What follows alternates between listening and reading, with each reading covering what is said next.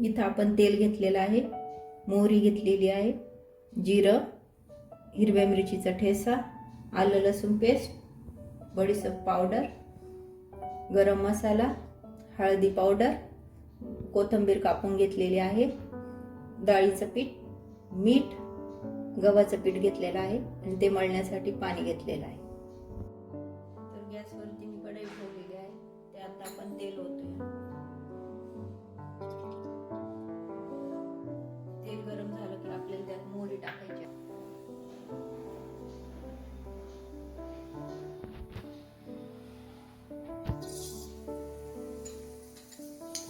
थोडी मोहरी टाकलेली आहे. त्यात आपल्याला जिरे टाकायचे. जिरे टाकले की आलं लसूण पेस्ट टाकायची आहे.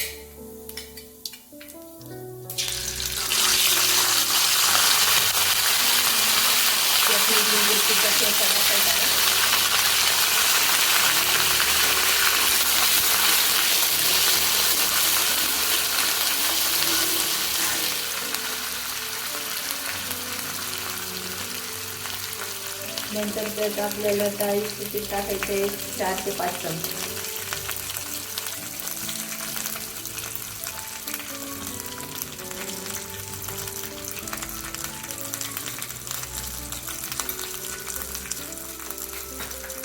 आणि हे आपल्याला खमंग भाजून घ्यायचं आहे.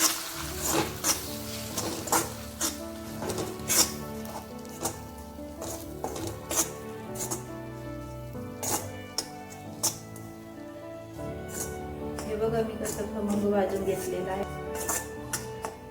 बेसन कसं खमंग भाजलं की त्याचा कच्चा वास निघून जातो आणि छान असा कलर येतो. तर आपण त्यात टाकूया आता हळदी पावडर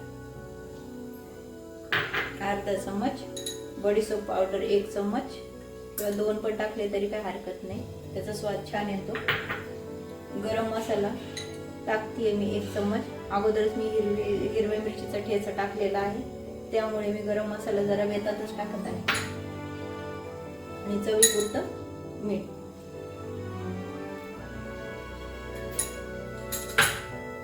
ते चांगलं मिक्स करून घ्यायचं.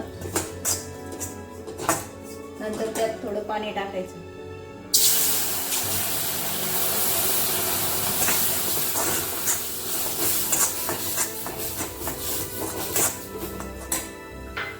त्यात कोथिंबीर टाकायची.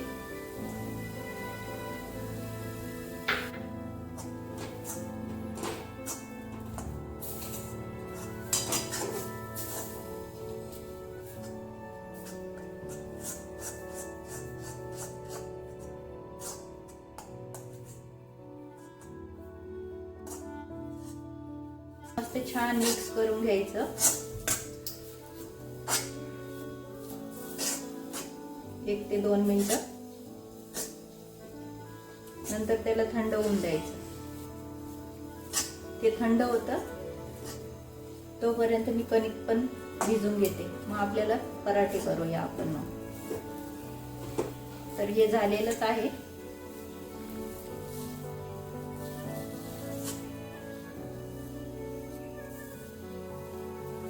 तर मी हे थंड होऊन देते.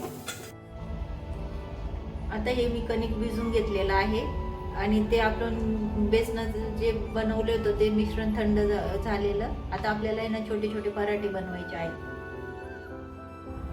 गॅसवरती मी पॅन ठेवलेला आहे. पॅन गरम होत आहे.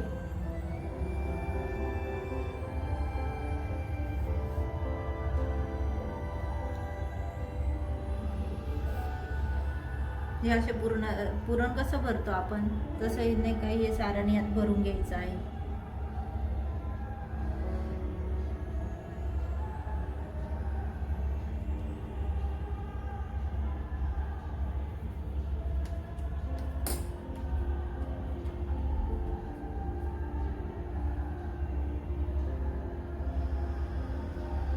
हे बघा कशी लाटती.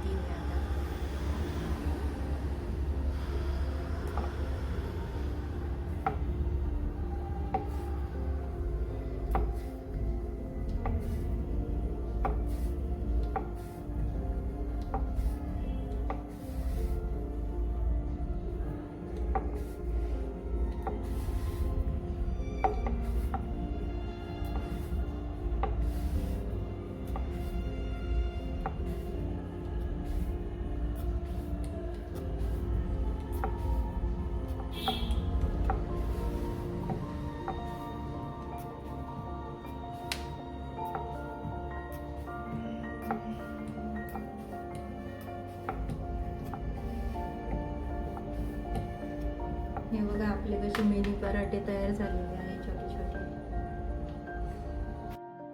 चला तर मग आपण हे पराठे बनवून घेऊया.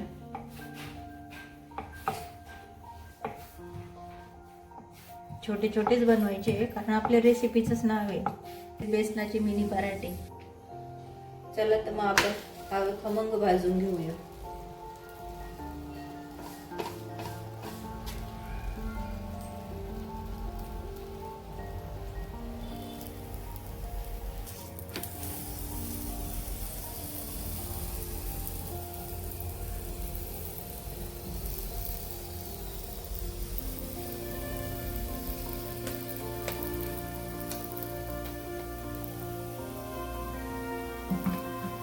बघा किती छान फुललाय तो.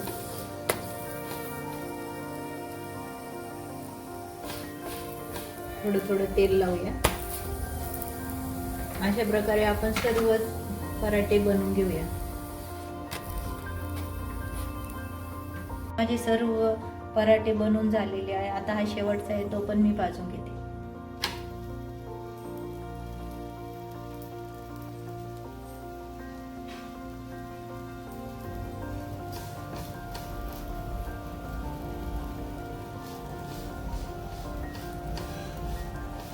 तो भाजताना असा गोल गोल फिरवला की सर्व बाजूने एकदम व्यवस्थित भाजला जातो.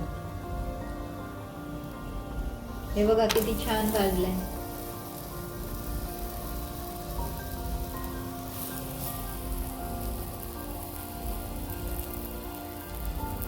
किती छान फुलतोय बघा.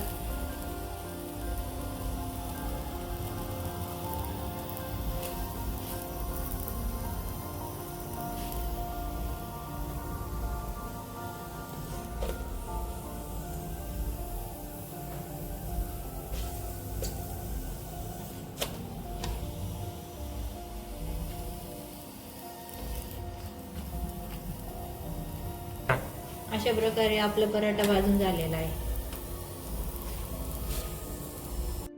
अशा प्रकारे आपले 7 पराठे तयार झालेले आहेत. तर कशी वाटली आपली आजची रेसिपी मला कमेंट करून नक्की सांगा. आपल्या अन्नपूर्ण रेसिपी चॅनलला लाईक करा, शेअर करा, सबस्क्राईब करायला विसरू नका. धन्यवाद.